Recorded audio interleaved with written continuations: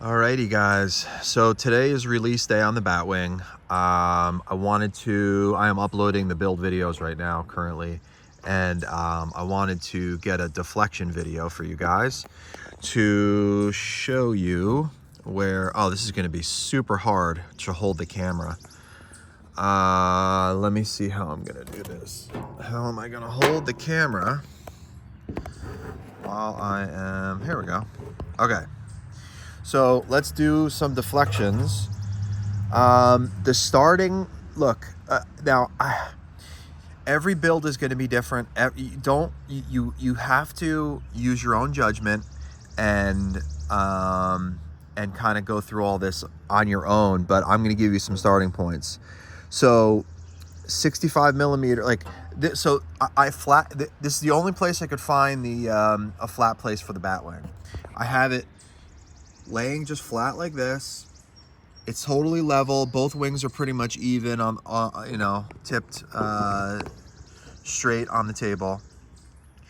So the left Elevon is 65 millimeters from the ground. Now, here's the thing.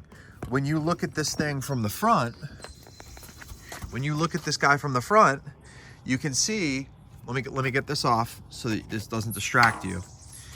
You can see when you look at the right wing, the Elevon on the right side is almost drooping down a little bit with trim, okay? And on the left side, it's up. So that means this is correcting for the P factor torque roll. So that means that it wants to push the left side down, meaning it rolls to the right with torque. Okay, so it rolls to the right with torque, so you want to have your left Elevon slightly elevated. All right, so let's do this. Okay, so I'm going to measure for you the deflection. So we're starting at 65 millimeters. Oh, you know what? 65 millimeters from the ground at the tip of the Elevon on the left side. And we are 50 millimeters from the ground to the tip on the right Elevon. Deflection. So full elevator up is, okay, so it's 65 millimeters. I can't really see my, to 120, okay? So full elevator up is 65 to 120 millimeters. I don't know if you don't need to know this really, but going down 65 to about 20, okay? 65 to 20. Now, full left turn. It should be the same for both, but 65 millimeters to start. Full left stick is 120, so it's the same. Okay, so 65 to 120. And the last thing you're going to need to know is, here's what I'm running right now. Now, I don't suggest that I have a lot of rate built into this. I don't really suggest that you guys go this crazy. I suggest you going 85% and 35 expo on aileron, and then elevator I have 95 and 53. So I have, because it is very pitch sensitive on elevator, especially with these big control surfaces. So that's why I have so much expo built in. I'm actually going to bring this down to an even number. So 100 rate, 30 expo on aileron, and 95 and 50 on elevator. Okay. And the last thing I can show you guys is where I have the controls. Okay. So obviously I always put my my push rod on the last hole there, and I have it on the second hole up there.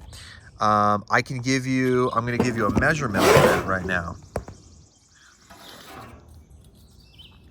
So I'm going to measure this for you.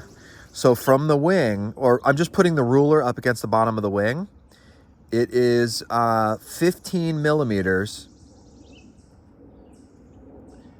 So it's 15 millimeters from the wing base to the hull, okay? 15 millimeters.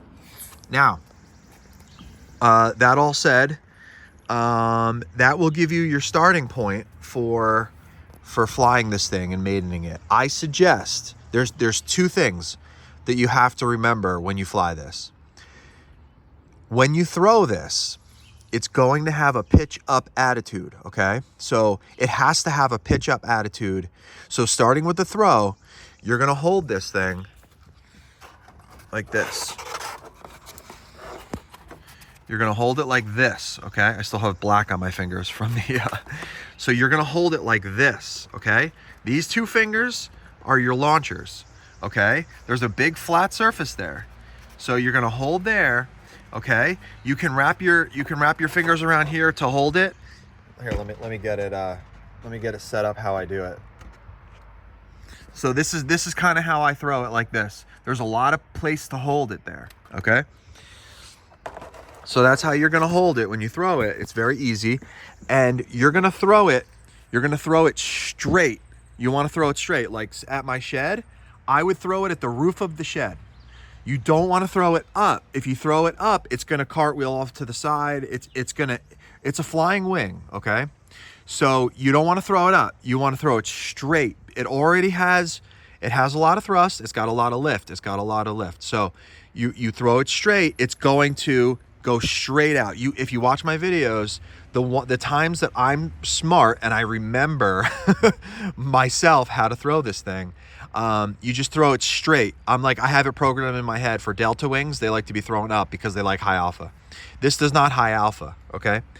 So it's a flying wing. So you throw it straight.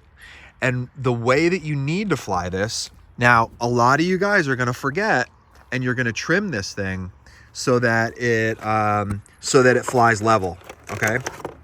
This is what you're gonna try to do. And I can promise you, you're gonna have porpoising. So because it's a flying wing, because there's so much, just because of the wing surface, I've been making bat wings for 15, 20 years. They all porpoise, okay? It's inherent in the design. I thought I could, figure a smart way to get it to not do it, but it's impossible. So it's gonna fly great. Just, you have to keep the trim in it so that when you're off throttle, the thing is level gliding, okay? Off throttle.